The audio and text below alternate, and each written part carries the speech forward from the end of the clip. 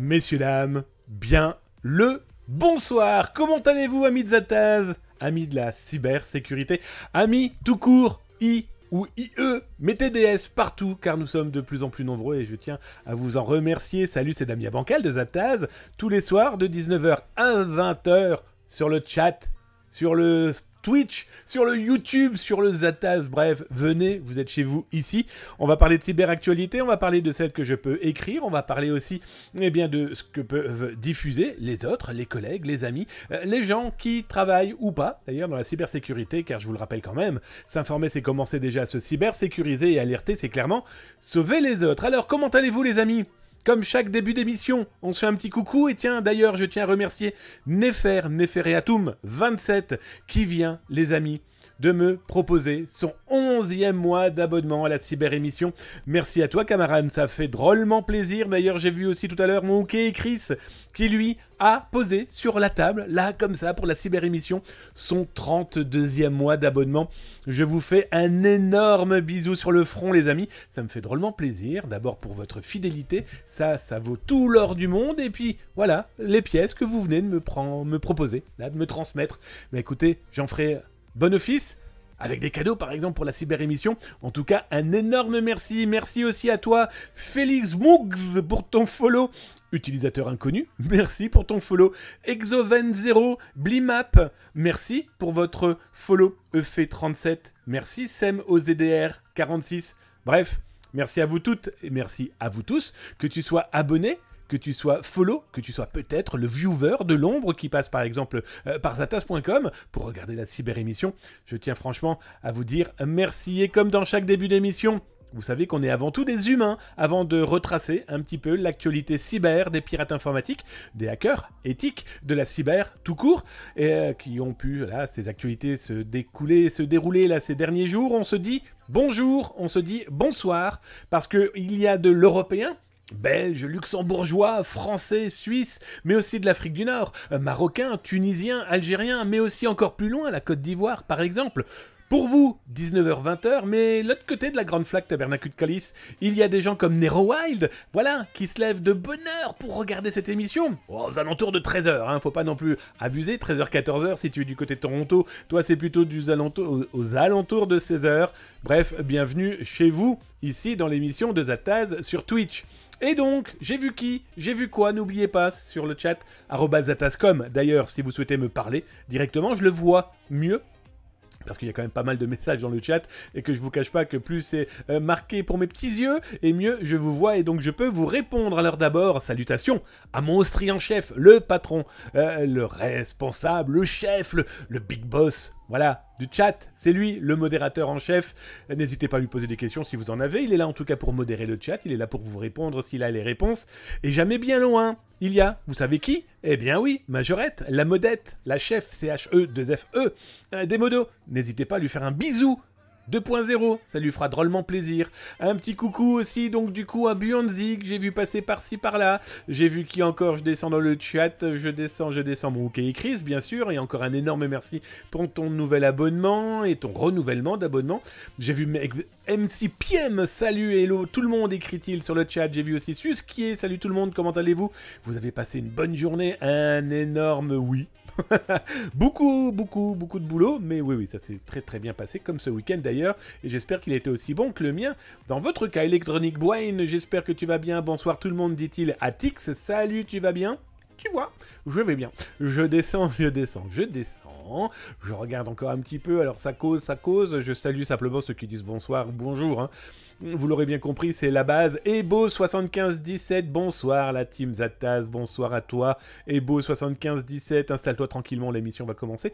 On va balancer là le sommaire dans un instant. Tiens, d'ailleurs, je vous le rappelle, hein, si vous êtes abonné, vous les voyez là se promener. Tiens, d'ailleurs, pendant que je vous présente le sommaire, ils vont se faire une petite bataille royale. Nos abonnés, hop, ils ont disparu, mais vous inquiétez pas, ils vont réapparaître là avec l'avion. Hop, ils vont sauter en parachute et ils vont se taper dessus, bien sûr, gentiment, dans une battle royale spéciale Zataz. Et comme je vous l'expliquais, si jamais vous êtes follow, tapez point d'exclamation help dans le chat.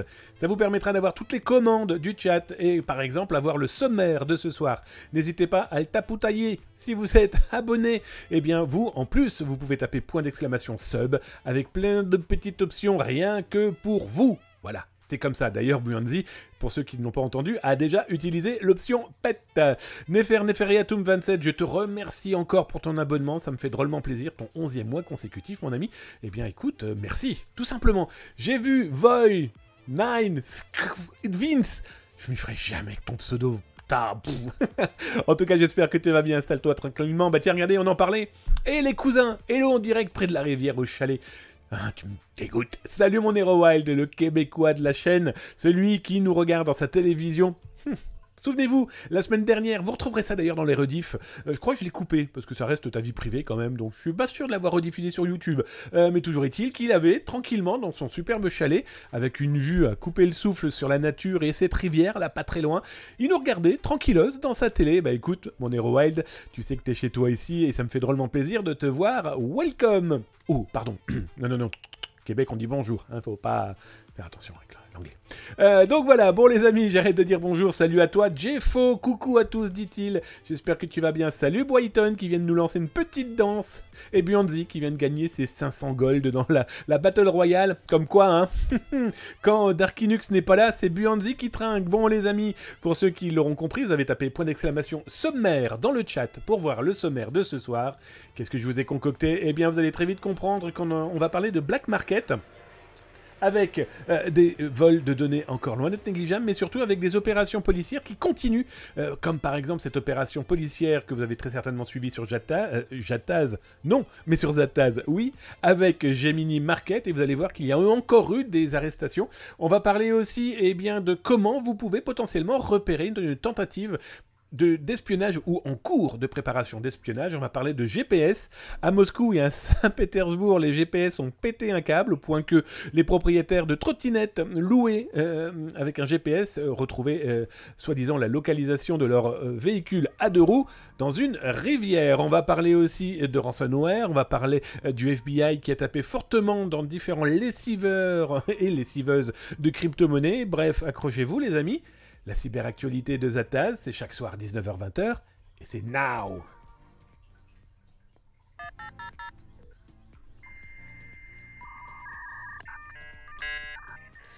Allez, on va commencer par les actualités intéressantes dans l'aspect Black Market. Je ne sais pas si vous vous en êtes rendu compte, mais depuis quelques semaines, les autorités, quel que soit le pays, sont ultra efficaces pour faire taire tous ces malveillants et ces pirates informatiques. Et certains, clairement, donnent le bâton pour se faire battre. Hein.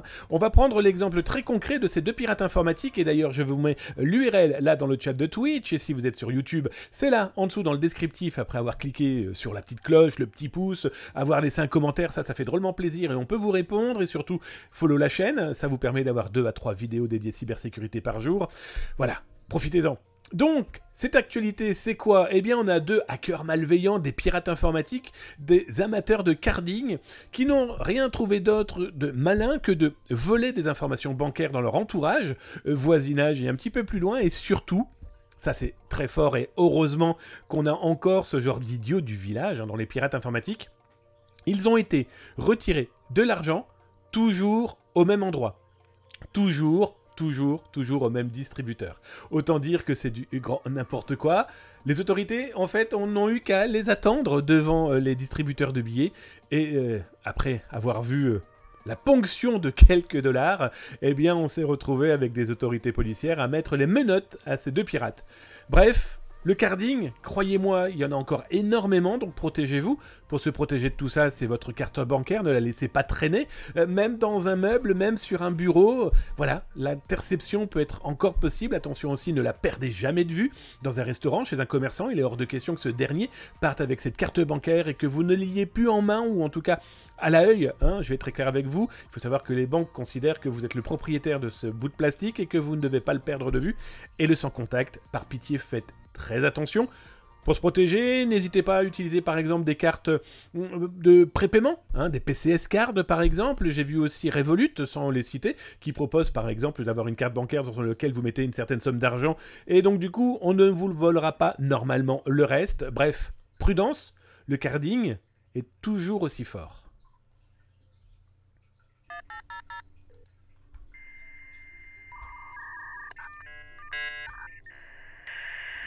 Alors, parmi les autres actualités intéressantes autour du black market, de la vente de données piratées, qu'elles soient des données bancaires, des numéros de carte bancaire par exemple, ou clairement des clones de cartes bancaires, de bases de données, tirées de fuites de données, de sites internet, d'infiltration, d'exfiltration, de phishing, mais aussi de vente de drogue, d'armes, bref. Le black market est très vaste dans ce monde numérique qui est bien sûr souvent et le plus souvent dans le dark web, la partie cachée, pas sombre, caché des internets.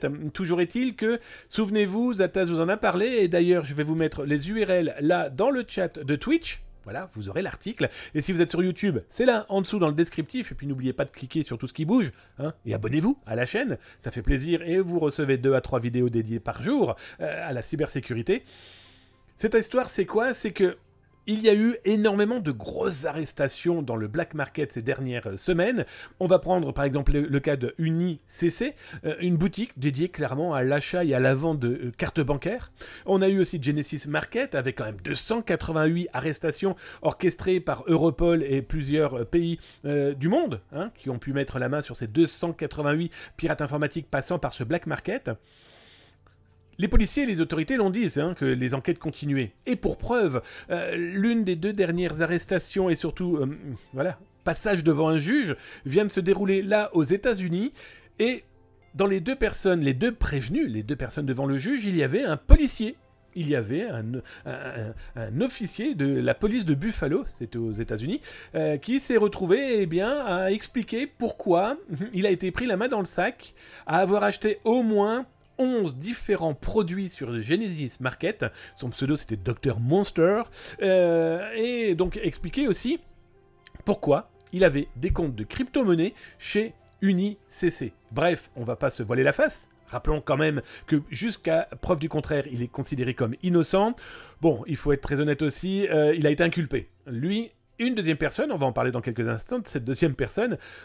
Bon bah voilà, 33 ans, le mec a été acheté et bien sûr Gemini Market et il a été à première vue faire du business de données bancaires avec des cryptos. Bon bah écoutez, il risque quand même 10 ans de prison, ce qui est quand même loin d'être négligeable. Et le deuxième larron de cette histoire, un deuxième homme qui est passé au même moment devant le même juge, devant la même juridiction, eh bien lui, il a fait 14 achats sur Gemini Market avec quand même plusieurs, c'est simple, 8500 comptes appartenant à des propriétaires de PayPal, eBay, Amazon, FedEx, Walmart, Chase Bank, etc., etc.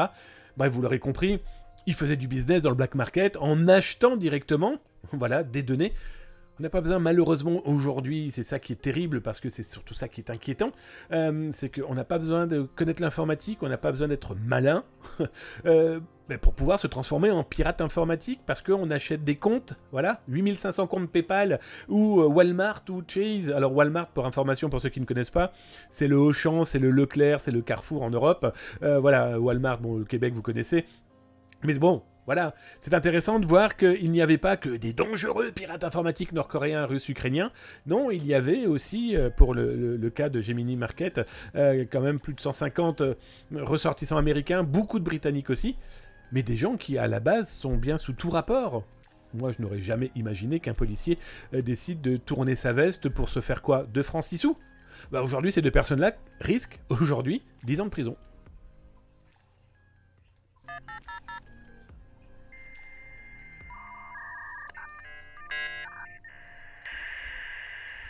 Alors je vous parlais d'arrestation, là, tiens, je suis figé. Ça commence bien. Tiens, je ne sais pas qui tout à l'heure a lancé le mauvais œil, a lancé le mauvais œil sur la caméra, mais me voilà donc figé. Bon, vous savez quoi les amis, on va passer sur le chat, et puis je vais essayer de comprendre pourquoi, comme d'habitude, ça tombe en panne. c'est pas bien grave, hein, on va survivre. Il suffit d'enlever la caméra et d'espérer qu'elle revienne tout à fait normalement. Je vous rappelle que les dons que vous faites là depuis quelques temps vont me permettre d'acheter une nouvelle webcam. Hein. Il y avait longtemps qu'elle n'avait pas gelé, hein, on est d'accord? Bon bah écoutez, en espérant qu'elle revienne. Allez, déconne pas Pilou, reviens à la maison, reviens, on doit bosser. Voilà, elle est revenue. Hein. Au moins ça c'est rassurant. On est d'accord? Oh bah merci mon Cybermarcus. Ce bug n'était vraiment pas pour... Ce bug n'était vraiment pas pour que vous me donniez des sous ou des bits, mais merci mon Cybermarcus, ça fait drôlement plaisir. T'es 100 bits quasiment tous les jours, hein. Tu me donnes 100 bits quasiment tous les jours. Merci copain. Alors, on parlait d'arrestation, on parlait d'évolution des autorités face... aux brigands du web, on va utiliser ce terme de vieux pour clairement parler, pour la plupart du temps, d'enfoirés, d'escrocs, de voleurs. Ce qui est intéressant aussi, c'est que le FBI a mis les bouchées doubles, je trouve, en arrestation, en communication, et puis surtout montrer ses gros bras qu'elle est capable de faire pas mal de choses. Alors on va pas non plus être dupe, il y a pas mal de choses qui ont pu tomber suite à l'arrestation et à la fin de très gros black market. Mais bon, voilà, ça montre que ça bosse énormément et qu'on le veuille ou non, hein, les paranoïaques, ceux qui voient les hommes en noir partout, les autorités sont là pour nous protéger. Et c'est pas pour rien. Protéger nous, particuliers, mais nos entreprises. Et protéger nos entreprises, c'est protéger nos emplois, etc. etc. Hein, faut-il quand même le rappeler. Alors... que s'est-il passé? D'ailleurs, je vais vous mettre l'URL là dans le chat de Twitch. Je vous le mets bien sûr sur YouTube, là en dessous, hein, dans le descriptif. N'hésitez pas à vous abonner à la chaîne. C'est 2 à 3 vidéos dédiées cybersécurité, de l'actu par exemple, tous les jours. Alors, Library Genesis, pour ceux qui ne connaissent pas, c'est la plus grande et la plus importante bibliothèque de contenu piraté au monde. Alors, vous y retrouvez des livres, des journaux, des articles. Un exemple très concret, c'est 12 millions de livres qui ont été scannés et diffusés, voilà, dans ce genre de librairie. Juste pour information, vous y retrouvez l'intégralité de tous les livres que j'ai pu écrire. Vous l'aurez compris, ni mon éditeur, ni moi, ni les associations pour qui, par exemple, on peut reverser l'argent, comme c'est le cas pour le dernier livre que j'ai sorti chez Eni. L'argent ne va pas dans ma poche, va dans la poche d'une association qui, par exemple, fait des conférences pour des écoles, gratuitement. Bref, ça a un coût, donc du coup, l'argent gagné avec les bouquins permet de pallier ces coûts. Toujours est-il que Library Genesis, tiens, qui s'appelle aussi LibGen ou encore Z-Library, eh bien, a été arrêté d'une manière un peu particulière par les autorités américaines. Alors aujourd'hui, quand vous allez sur, par exemple, l'un des URL, l'une des adresses de ce Z-Library, vous vous retrouvez avec un message, eh bien quoi? Du FBI. Ils ont saisi plus de 200 URL, plus de 200 adresses internet permettant de rejoindre cette librairie. Alors, comme je l'ai marqué dans l'article et comme vous pourrez le lire, malheureusement, ça marche toujours. Malheureusement, cette librairie a encore plein d'adresses web. Et dans tous les cas, elle en a réouverte de ces adresses. On la retrouve aussi sur I2P. C'est pour vous dire la réflexion et voilà. et sur Tor, bien sûr. Ils se font du business hein, sur le dos du travail des autres. Quand même, faut-il le rappeler. Hein, c'est des espèces de streamers de jeux vidéo. On va dire ça comme ça. Mais plus sérieusement, voilà. Ils continuent à faire leur business. La problématique, c'est que ils sont pas prêts d'être arrêtés, d'autant plus qu'à première vue, cette news a 6 mois par contre. Ah, alors nous avons Voice qui nous dit que cette news a 6 mois par contre. Bah écoute, si tu penses qu'elle a 6 mois, sachant que les pages des 288 URL dont celle de ce week-end ont 6 mois, bah écoute, on va essayer de se mettre à jour plus vite que la lumière. Toujours est-il que les Américains ont bien clairement, depuis novembre 2022, commencé à taper, justement. Pourquoi alors on va prendre l'aspect, ça a déjà 6 mois. Il y a 6 mois, en fait, ils ont arrêté 2 administrateurs de Z-Library. Sauf que depuis, il fallait saisir les URL et que depuis, Z-Library est toujours actif. Bref, toujours est-il que ça se ferme, que les 12 millions de bouquins sont toujours accessibles et que dans tous les cas, le FBI montre tant bien que mal ses gros bras par différentes méthodes. Saisie d'URL, arrestation de pirates, d'administrateurs, ou carrément stopper les boutiques, ou en tout cas les lessiveuses, qui permettent à ces gens de se faire de l'argent, et ça, on en parle dans un instant.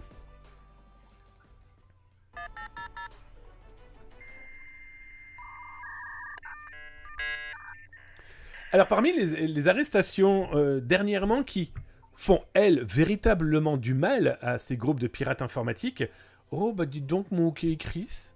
Qu'est-ce qui t'arrive, mon copain? Merci, ça me fait drôlement plaisir. Bon, bah on va saluer notre OK Chris qui vient d'offrir un abonnement à GFox, Ebo7517, Greg, Jean Rêvé et Wax Musique. Merci, mon OK Chris, ça me fait drôlement plaisir. Et n'hésitez pas à le remercier pour le mauvais œil. Merci, mon OK. En tout cas, bah, n'hésitez pas à lui dire merci. Hein. Oh, les gars, faites-vous plaisir. Il m'a fait plaisir. Faites-lui plaisir. En tout cas, un énorme cœur sur ton front, mon ami, pour ce superbe cadeau. Bon, alors, on parlait de quoi avant d'être perturbé d'une manière fort agréable par OK et Chris? Eh bien, le FBI et l'Ukraine, main dans la main, viennent de taper une nouvelle fois dans ces lessiveuses de crypto-monnaies. Alors, que s'est-il passé? Ils ont, en tout cas, bloqué et arrêté plusieurs sites web qui appartiennent aux mêmes propriétaires, hein, ne nous voilons pas la face, de ce qu'on peut appeler des lessiveuses, en tout cas des blanchisseurs de crypto-monnaies. Grosso modo, vous êtes un pirate informatique, vous avez pu voler de l'argent à une entreprise, que ça soit sous forme de ransomware, de rançonnage. Merci mon Cybermarcus pour tes 100 diams, merci mon copain, ça me fait drôlement plaisir. 200 diams ce soir, merci, bisous sur ton front. Donc, ces pirates informatiques ont cet argent en crypto, ils ont besoin d'effacer leurs traces. Et donc cet argent est mis dans des lessiveuses, des sites internet qui vous disent on met tout ça dans le même paquet, et après vous pouvez vous resservir dans ce paquet, et ça devient quasiment anonyme. Eh bien, l'argent qui est rentré et qui va en sortir. Donc du coup, est-ce que c'est quelqu'un de légal qui met ça comme forme de compte en banque et il va récupérer de temps en temps ses pièces, ou est-ce un criminel qui veut blanchir? Donc voilà, le FBI et plusieurs autres autorités dans le monde se sont dit on va s'attaquer à ces blanchisseurs, à ces sociétés qui permettent de blanchir cet argent. Et que s'est-il passé? 24 bitcoins, entre autres, c'est l'un des noms de ce site internet qui a été bloqué, et surtout les sites web saisis par les autorités. C'est simple, ils n'y ont plus accès. Alors il y a une enquête qui est lancée, hein, parce que cibler ces infrastructures c'est super important. Bon sauf quand les gars sont basés en Russie et qu'il est impossible d'aller les arrêter. Ils vont malheureusement repousser leurs activités sur d'autres noms, mais plus on les perturbera et plus ça sera compliqué pour eux de continuer leur business, et donc les autres pirates de continuer leur business. Ce qui est intéressant, c'est que ces boutiques, qui avaient plusieurs noms, mais c'était le même propriétaire derrière, le FBI le dit très clairement, hein, nous on leur reproche d'avoir eu une collecte d'informations de leurs clients très très très légère, ça veut dire un nom potentiellement, voire un mail potentiellement, voire rien du tout. Bref, voilà, le FBI a trouvé ce moyen de faire stopper ce genre de business. Rappelez-vous de l'affaire Chip Mixer, Chip Mixer, qui était aussi un blanchisseur de crypto-monnaies, venant de choses licites, légales, mais aussi d'illicites. Souvenez-vous des piratages de Raison Bridge, qui était une plateforme de blockchain, mais aussi l'éditeur de jeux Axie Infinity, qui s'était retrouvé piraté par des hackers malveillants de la Nord-Corée, et qu'ils avaient blanchi l'argent volé via ce type de mixeur. Bref, tous les moyens sont bons pour tenter d'arrêter ces business malveillants. Bon, je vous cache pas que c'est un petit peu mettre du sel dans les océans du numérique, mais bon, voilà, plus vite ils seront perturbés et peut-être mieux on en vivra ce numérique qui est quand même fort sympathique pourtant.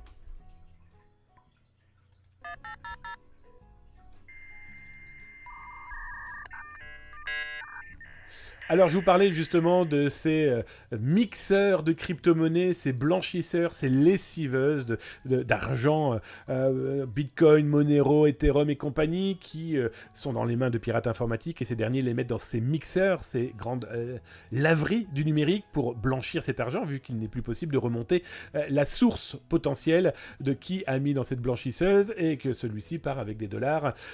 pas propre, ça c'est sûr, mais en tout cas plus compliqué à tracer. Et que s'est-il passé dernièrement? Eh bien le FBI et le département de la justice américaine viennent de mettre un petit carton Wanted sur le dos du propriétaire de Try2Check.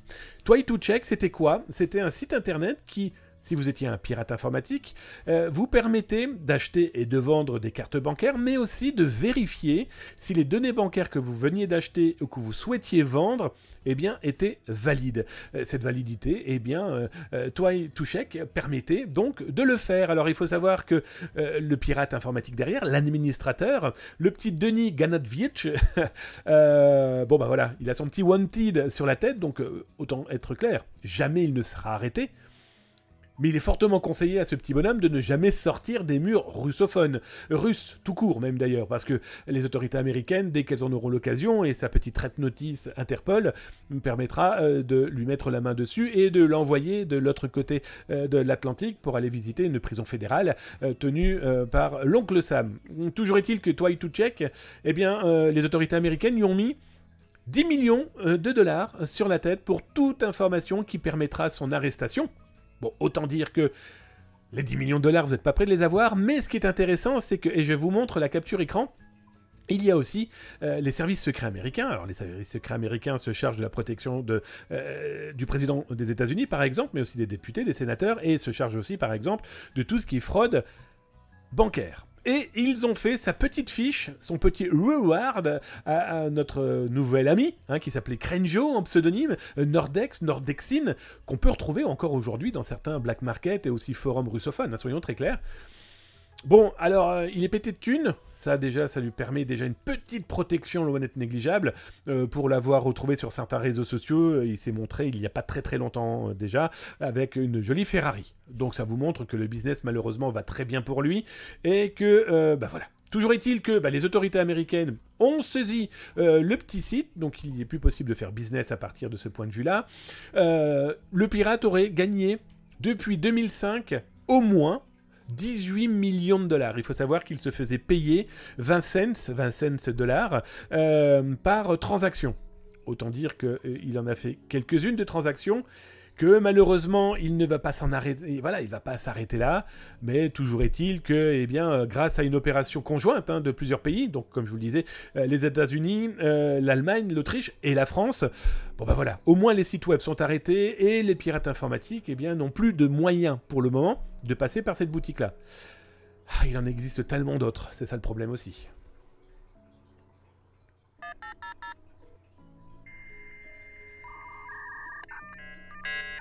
Allez, j'ai regardé un petit peu dans le chat si vous avez tapé @zataz comme les amis, et je vous réponds, tout simplement.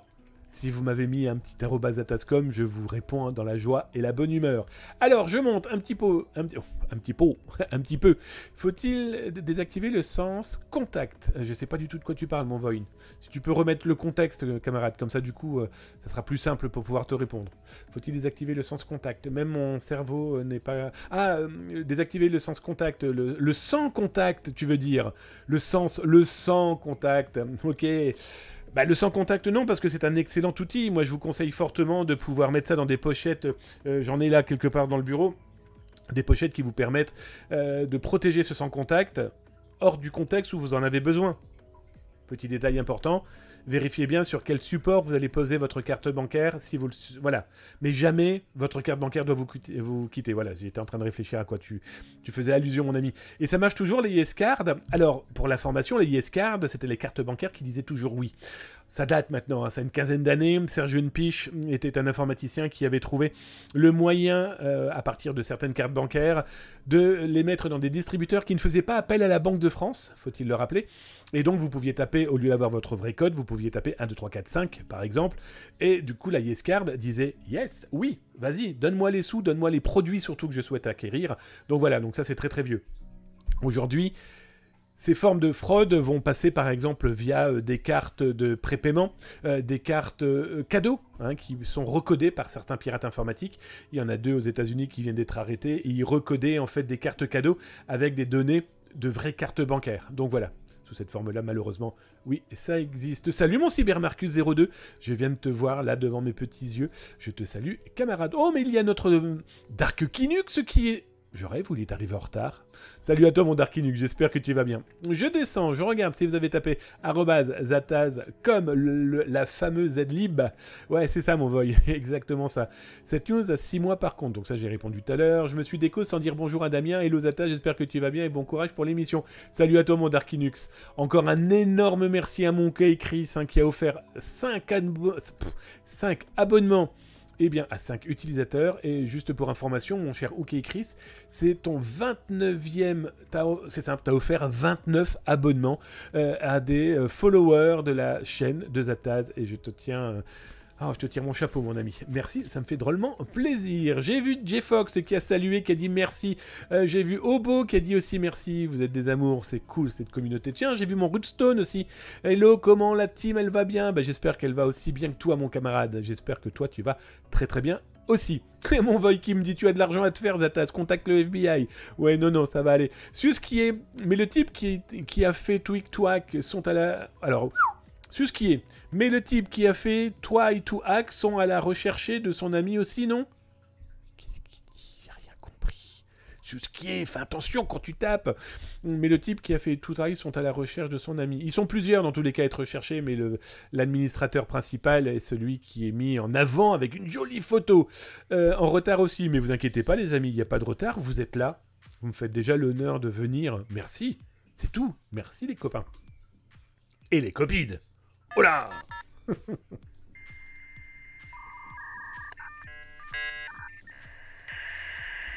Alors, avant de vous proposer une émission auquel j'ai participé, qui s'appelle On vous en dit plus, autour de la cybercriminalité, dans lequel vous allez découvrir un gendarme de la gendarmerie nationale, donc, qui est un spécialiste de la cybersécurité et un spécialiste de la lutte contre la cybercriminalité. Vous avez aussi la patronne de l'espace et du cybercampus des Hauts-de-France, qui parlera du cybercampus. Vous avez donc votre serviteur dans toute l'émission.